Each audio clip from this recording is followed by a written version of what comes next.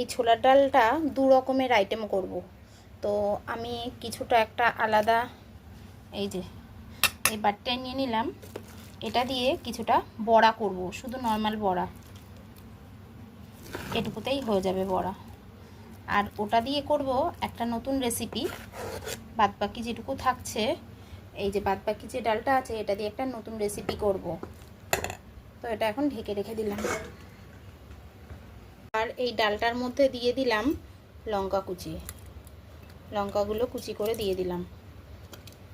দেখো এক বাটি পেঁয়াজ কুচিয়ে রেখেছি, সেটা এবার ঢেলে দেবো এই ডাল বাটাটার মধ্যে। এর ভেতরে দিয়ে দিলাম লবণ, তারপরে দিয়ে দিলাম একটু হলুদ গুঁড়ো,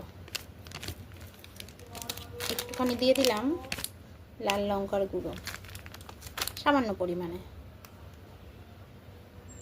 এবার দিয়ে দেবো কালো জিরে, দিয়ে এবার ভালোভাবে এটা মিক্স করে নেব।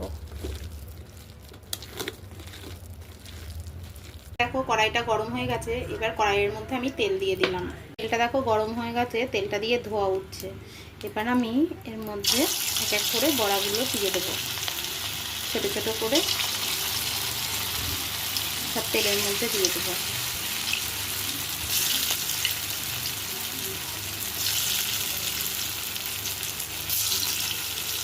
ছোলার ডাল দিয়ে কিন্তু এই পেঁয়াজ লঙ্কা দিয়ে এরকম করে মুচমুচে বড়াটা কিন্তু খুব ভালো লাগে খেতে। তোমরা যারা খাওনি পেঁয়াজ দিয়ে, অবশ্যই একবার ট্রাই করে দেখো। আশা করছি তোমাদেরও খুব ভালো লাগবে। আমরা তো শুধুমাত্র বেশিরভাগ মানুষই পেঁয়াজ খাই মুসুরির ডালটায়, কিন্তু ছোলার ডাল কিংবা মটরের ডালে কিন্তু অনেকেই খায় না। তো তোমরা একবার ট্রাই করে দেখো আমার মতো, আশা করছি তোমাদেরও ভালো লাগবে। তো আমি পুরো সাজিয়ে নিলাম, যতটা একবারে ধরে প্রথমবারে দিয়ে দিলাম। এবার আমি একটু খুন্তি দিয়ে দেখবো বড়াগুলো কড়াই থেকে একটু ছেড়েছে কিনা। হ্যাঁ দেখো ছেড়েছে। এবার আর কড়াইতে কিন্তু লেগে যাবে না। এবার আমি বড়াগুলো উল্টে দেব। এভাবে সব বড়াগুলোই উল্টে দেবো।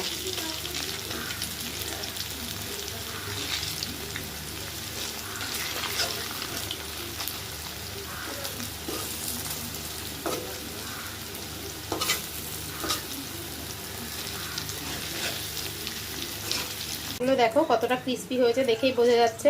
আর খেতে কিন্তু সেই স্বাদ হয়েছে। আমি একটুখানি ভেঙে খেয়ে দেখি।